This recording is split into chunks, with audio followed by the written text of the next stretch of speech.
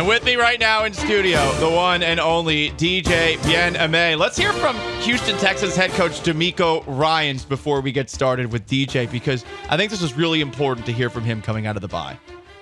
The bye week, I feel like it came at the right time for us and where we were as a team. And guys are amped up. They're ready to get going. We're ready to go against a good team in Carolina this week. I don't know if they're a good team, Carolina, given that they're 0-6. Usually you have 1, 2, 3 wins if you're good at this point in the year. Anyway, hey, they got the bye week at the perfect time. We got DJ Bien-Aime at the perfect time because DJ, beat reporter for the Houston Texans for ESPN. We were talking last night. You got a piping hot Texans take straight out of the Texans oven because things are very favorable for the Texans the rest of the way. Is this a playoff team? So to answer that question, I don't know if it's smoking hot. I think it's piping hot. Listen, we need it, DJ. The Astros are done. I do think that making the playoffs for the Texans doesn't solely lie on if they can win the division. Oh yeah, baby. Yeah, so I think they can make the playoffs in that seventh spot. Can we look at the teams around them? Oh, 7th spot. It's going to be a lot of cannibalism, right? Like you have the Bills. The Bills are the team holding the 7th spot right now. They still got to play the Chiefs. Mm-hmm. They got to still play the Eagles. Okay. They got to still play Miami in Miami. Oh. There's some other teams that I'm forgetting that they got to play. But like I was looking at their schedule and I asked some friends like, could they miss the playoffs? Because like. There's a legitimate scenario where they win 9 or 10 games, right? You have some of the other teams that are also fighting for those spots in the AFC North, like the Bengals, the Steelers, the Browns. They're all going to beat up on each other. So I think at the end of the year, you're going to see something where it's 9-8 gets you in that last spot. I know every year we're like, oh, the AFC is going to be so loaded and it's going to have all these double. You're going to need 11 wins to get in, but in reality, if it's loaded, then it's going to be a lot of cannibalism, people beating each other up. Oh, man. So 2 cannibalism references in the same segment. Cannibal. Army Hammer over here to my right. You know me. I've been reading the dictionary lately. So, DJ, to piggyback off of that, I saw this per Tankathon, which is the website that you follow if your team stinks to determine whether or not they've got a chance at the number 1 overall pick. Per Tankathon, the Texans have the 3rd easiest remaining strength of schedule after starting with the 3rd toughest strength of schedule. The Jaguars' recent 4-game winning streak has certainly helped that out. And per Tankathon, the toughest opponents left for the Houston Texans are those Jaguars, the Cleveland Browns, who we'll talk about what's going on with Deshaun Watson in the next segment, the Cincinnati Bengals, who have underachieved this season, but they're still scary and they always finish the season strong. The New York Jets, who are playing very well considering Aaron Rodgers is out. For the season. Right. Is he coming back? No. Because you used to cover the Jets. I find it so... Everybody that's saying he's coming back is either delusional fans or people looking for engagement. Okay. Because, like, there's no... Or Aaron Rodgers, who does a lot of those himself. How can you tear your Achilles and come back in late December? Deer antler spray. Come on, man. Like... You go tear your Achilles and come back in 3 months at 40 years old. All right, continue. Well, just ask Ray Lewis. He tore his bicep. His tricep. Bicep, Achilles. What's the difference? Well, you can't move without one of them. Okay. You can move with a torn bicep. Just give him a little cortisol. Just a little bit. Good luck.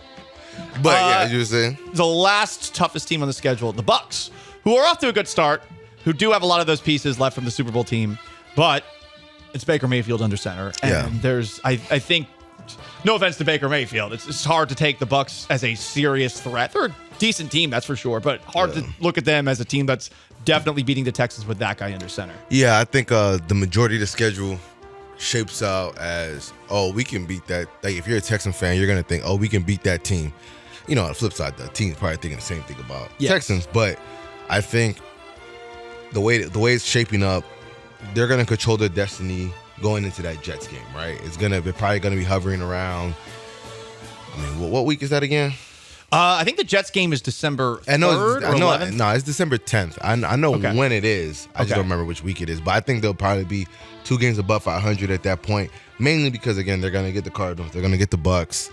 They're going to get the Broncos.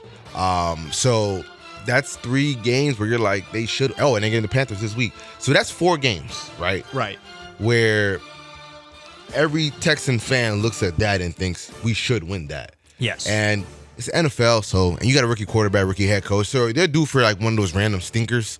So I think out of that 4-game sample, they should go 3-1. Hell yeah. Who the 1 is 2, I don't know, and who the 3 are 2, I don't know, because again, like when you're dealing with a team that has a young quarterback and a young head coach, first year offensive coordinator, there's gonna be some turbulence at times, right? Like the Falcons game was a prime example of that, right? Like Desmond Ridder had been playing like hot garbage throughout the majority of the year, and then against the Texans, he had a career high in passing yards, I think 392, and he had 2 total touchdowns, 1 rushing, I think 1 passing. So, they lost that game, and the offense was struggling to get it going too. They only scored 19 points that game. So there's going to be a few games where that happens, and they lose because of that. But you can expect them to beat the Cardinals. You can expect them to beat the Broncos. You can expect them to beat the Panthers or Bucks, right? And then at that point, that's 3 extra wins to the 3 you already have. Now the Bengals game, it's gonna be a hellacious game. Good luck, right? The Bengals record is what it is, but they're starting to get better. But I think they should at the least be controlling their destiny going into that Jets game. Win or lose, still have a bunch of control of their destiny because they're gonna play the Browns, Titans twice, and the Colts down the stretch. DJ Bien-Aime with me in studio, ESPN Texans beat reporter. The Panthers game on Sunday, they're 0-6. This stat is insane. Did you know, DJ, they are 0-57 in their last 57 games when they've trailed by any amount at any point in the fourth quarter. Any amount. Their last victory when trailing at any point in the fourth was October 21st of 2018 in Philadelphia. 0-57 since, with Cam Newton, Kyle Allen, Teddy Bridgewater, Sam Darnold, PJ Walker, Baker Mayfield, and Bryce Young, 4 head coaches along the way as well. It's been a rough stretch for the Carolina Panthers, and I feel like the Texans should be favored on Sunday. I think they should win on Sunday. This is one of those weeks, though, DJ, where I know for a lot of casual Texans fans that are still waiting to be pulled back in, especially now that the Astros season is over. The only thing that the Texans can do on Sunday is disappoint, because even if they kick the Panthers' ass, we're all probably going to be saying, yeah, but I mean, the Panthers are really bad. Yeah, but I'm a big proponent. If you beat a team, like if you whoop up on a team, let's say you win by double digits or whatnot, I don't care what the record is. It's hard to win by double digits in the NFL. We saw the Giants, after losing 31-16 to the Dolphins, almost beat the Bills in Buffalo, right? I think it was the final score was 9-14. Mm-hmm. So, like, for me, if they go and they beat them by double digits, that still moves me because it's hard in this league to win by double digits. They have done it twice already this year. Right. Jaguars and the Steelers. But if they eke out a win, like it's like 20-17, like you can feel good about that, but that's not sustainable going down the stretch, right? You can't win each week 12-17 because if you can only score 20 points, then the other team is always going to be in the game regardless. And all it takes a couple explosives, and now it's a 1-possession game. It's about who has the ball last, and whoever, maybe you score a touchdown, kick a field goal, whatever to win that game. But yeah, if you're only scoring 20 points, then it could be a little tricky. So how they win this game still matters. Tank Dell's back at practice. That's good to see. Is Laramie Tunsil fine? Was that just a scheduled rest day on Monday? Yeah, I mean, it was Monday. We'll know more today. Okay. Obviously, I'm going to go to practice today and see. But yeah, no, he didn't practice on Monday. We'll see.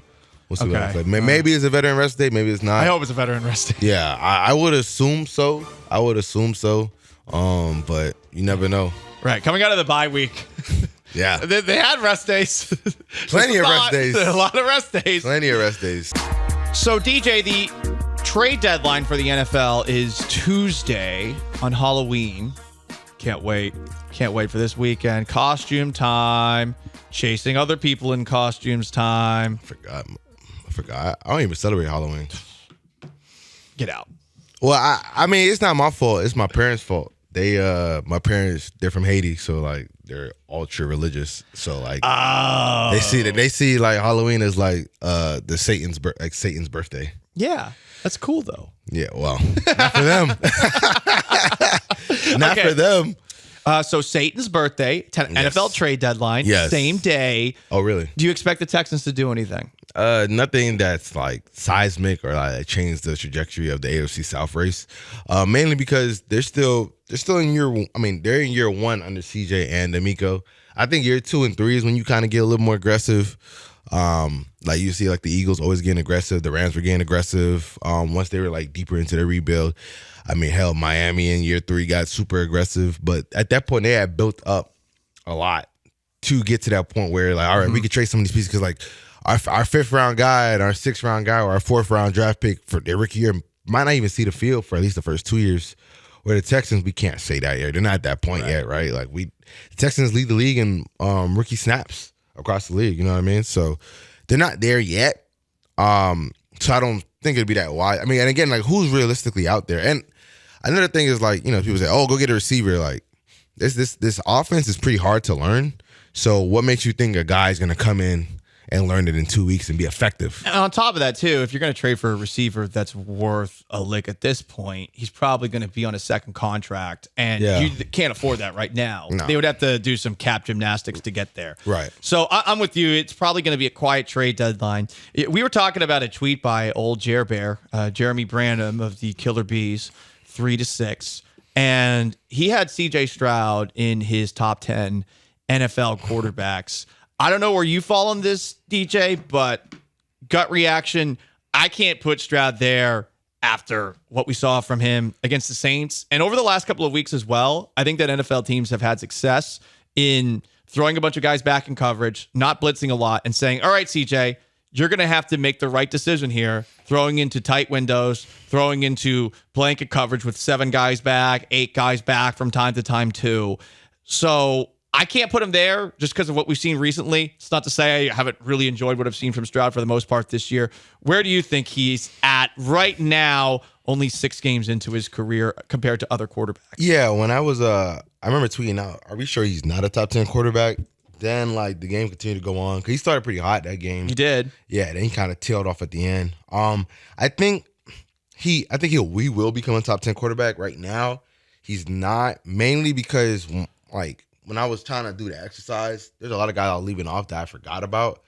Because you think about it, like right now, is he better than Mahomes? No. Not yet. Allen, no. Jackson, no. Trevor, I understand people like they'll put up the stats, but like Trevor is being asked to do more in the situation, which is fine. He's in year 3. CJ's in year 1, right? Herbert, I can't put him above that.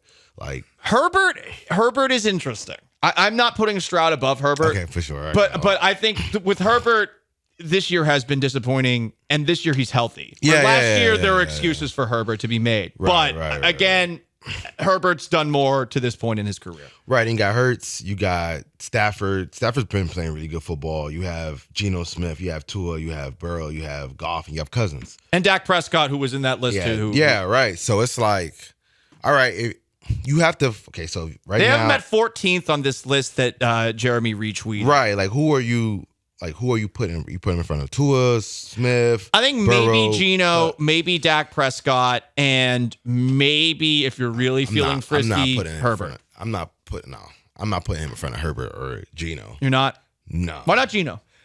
Geno makes a lot of big time throws. Like Geno is in full command of that offense, and he is being asked to make legitimate big time tight window throws, and he does it consistently. He had a bad game against. Well, he had a below average game against the Bengals. He moved it pretty well in between the 20s. Just that inside the 20s, he turned the ball over a little bit too much. But overall, no, Geno is the real deal in that capacity in terms of like his decision making, pocket presence, ball placement, arm strength. Like Geno can really whip it. Obviously, Dak had a good game against Herbert. But yeah, no, I mean, like when you look at the list, like who you gonna put him in front? Cousin just had a phenomenal game against the Niners. Cousins was awesome against the Niners. Okay. Maybe Goff, but Goff, I mean, had at one point was in the discussion for best quarterback in the NFC. You know what I mean? So right, he just is coming off of that terrible loss. Yeah. And every team has one of those losses. No doubt. Like you're a Patriots fan, even though when just don't need to rub it in. Even though when no, beat the Bills. no, I mean like no. That's what I'm saying though. When you guys were at your peak of your powers, you guys will always have a clunky loss. That's true. Yeah, like you guys for whatever reason, with Tom Brady could not beat Miami in Miami. Gotta rub it in again.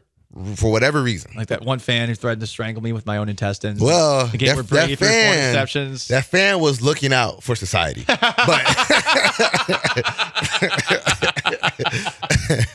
that's fair. Yeah, that's totally fair. Now Houston's stuck with me. Yeah, so I'm not even like them losing that nasty game. Like it is what it is. Like every team's gonna have a nasty loss. Like the year Lamar won MVP, they rattled off, I believe, 12 wins in a row, but before that 12-win streak, they got blown out by the Cleveland Browns at home.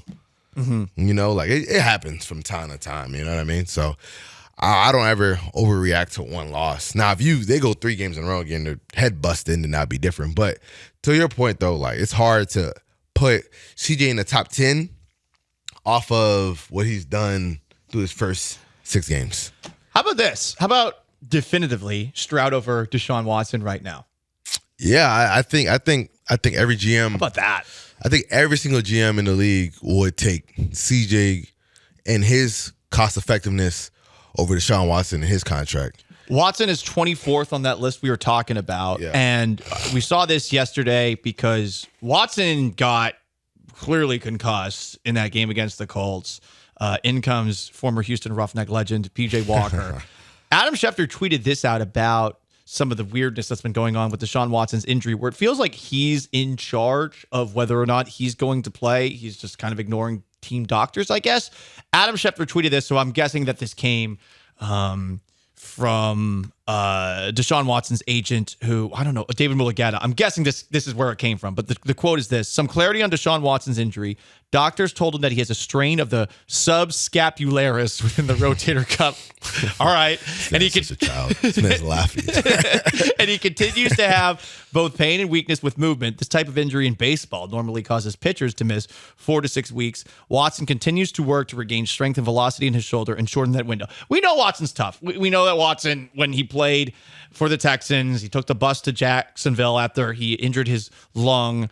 So we've seen him be tough before. But there was an interesting take by Brady Quinn on Fox Sports Radio DJ that we're going to play the clip of, where Brady Quinn sort of implied that maybe that big contract that Deshaun Watson's getting means he's not going to be as willing to get back on the field when he's injured as in the past. Here is Brady Quinn.